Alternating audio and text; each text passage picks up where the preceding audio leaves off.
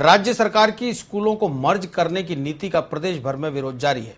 सोमवार को अलवरगेट इलाके के सरकारी स्कूल पर अभिभावकों ने प्रदर्शन करने के बाद तालाबंदी कर दी। स्थानीय लोगों ने स्कूल को मर्ज नहीं किए जाने की मांग करते हुए स्कूल स्टाफ को भी स्कूल में ही बंद कर दिया।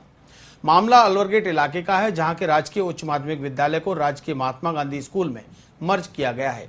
स्कूल को बंद कर दूर के स्कूल में मर्ज किए जाने के खिलाफ सोमवार को अभिभावक भड़क गए। सरकारी कवायद का विरोध कर रहे लोगों ने छात्र छात्राओं को स्कूल से बाहर निकालकर स्कूल भवन के मुख्य द्वार पर ताला जड़ दिया।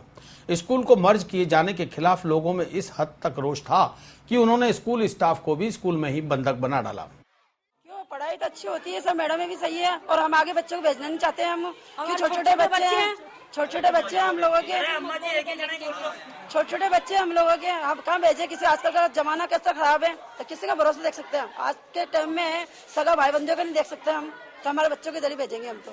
और हमारे को स्कूल 8वीं तक इधर ही पढ़ाना चाहते हैं हम हमारे बच्चों को।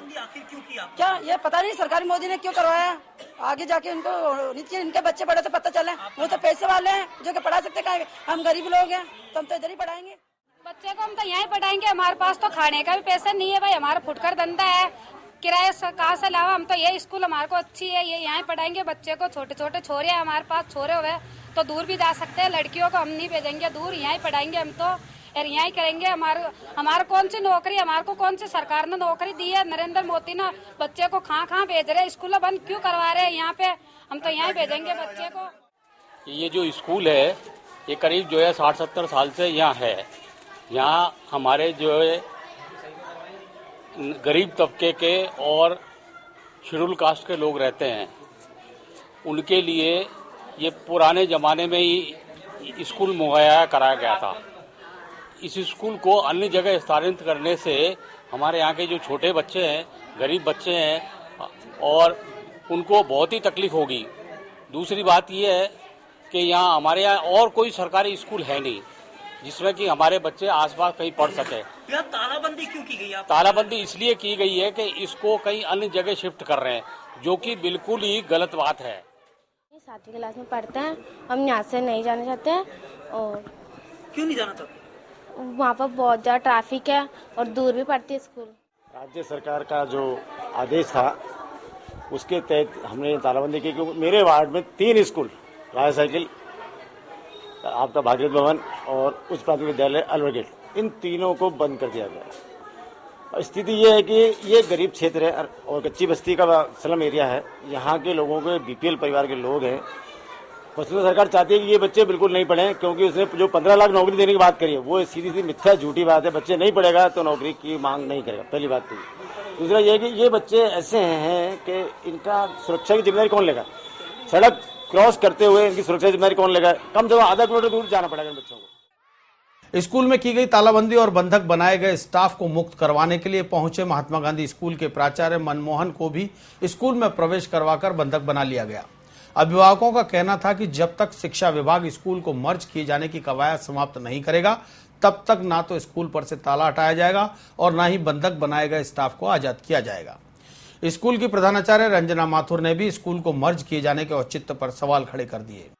सर, ये राज्य सरकार की नीति के अनुसार एकीकरण के अंतर्गत ये राजकीय उच्च प्राथमिक विद्यालय भागीरथ भवन, जो कि उच्च माध्यमिक विद्यालय महात्मा गांधी में कन्वर्ट कर दिया गया है। यहाँ पे क्या 6 से 8 तक बड़ी बड़ी बच्चियाँ हैं और यहाँ के निवास स्थान से माध्यमिक विद्यालय की दूरी काफी है और बच्चियों को भेजने के लिए वो लोग अभिभावक कोई भी तैयार नहीं है। अंत पंत इसका इसका नतीजा यही निकलेगा कि बच्चियां शिक्षा से वंचित रह जाएंगी और वो छोटे बच्चियों को वो स्कूल में नहीं भेजेंगे। यहाँ तालाबंदी भी कर दी गई? जी सर, यहाँ के अभिभावकों ने इसका बहुत विरोध किया है और वो बिल्कुल इसके लिए तैयार नहीं है कि ये जो 60 साल 70 साल से पुरानी स्कूल है इसे बंद कर दिया जाए। बच्चे बहुत परेशानी में आ रहे हैं सर। इस पूरे मामले का पटाक्षेप तभी हुआ जब राजकीय महात्मा गांधी स्कूल के प्राचार्य ने समझाइश कर अभिभावकों को लिखित में आपत्ति देने के लिए तैयार कर लिया। प्राचार्य मनमोहन की समझाइश पर फिलहाल स्कूल का ताला खोलकर स्टाफ को मुक्त कर दिया गया है, लेकिन अभिभावकों ने चेतावनी दी है कि यदि सरकार ने इस स्कूल को मर्ज किया तो वे अपने बच्चों को स्कूल से निकलवा लेंगे।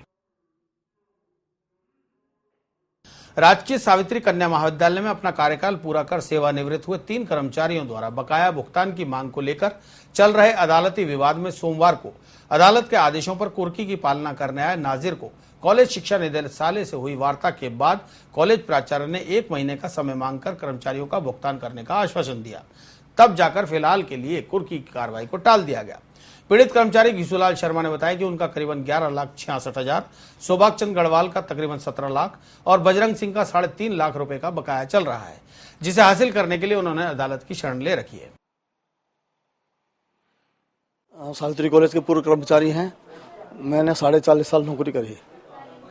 जनवरी 9 सेवानिवृत्त हुआ, उसके 5.5 साल हो गए हैं और मेरा पेमेंट बाकी है।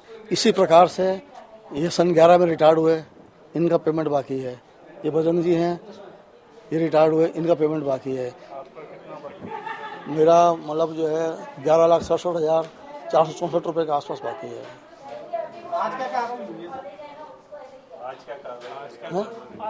आज की कार्रवाई रही थी जो नाजिर साहब आए, अब इन्होंने 1 महीने का समय मांग लिया है ना, प्रिंसिपल ने, एक्टिंग प्रिंसिपल जो है भी, उन्होंने 1 महीने का समय मांगा है।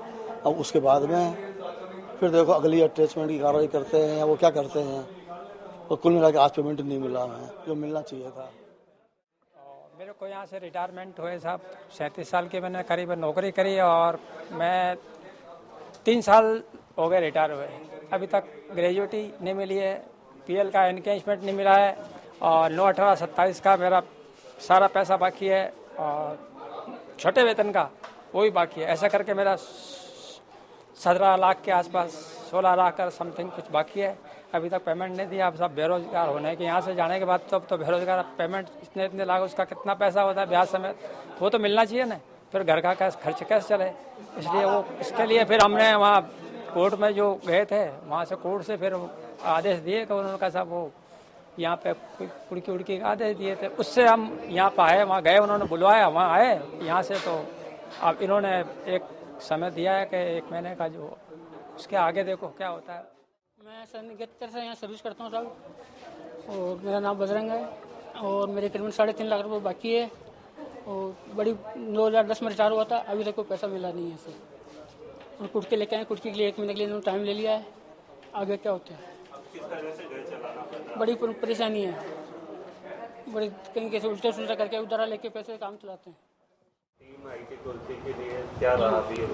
कुछ नहीं, हमने 1 महीने का टाइम लिया है उनसे, निदेशालय हमारी बात हुई है DLR उपेंद्रपाल सिंह जी से। उन्होंने कहा कि 1 महीने का समय मांग लीजिए, हम कोशिश करते हैं कि इस दौरान पेमेंट हो जाए।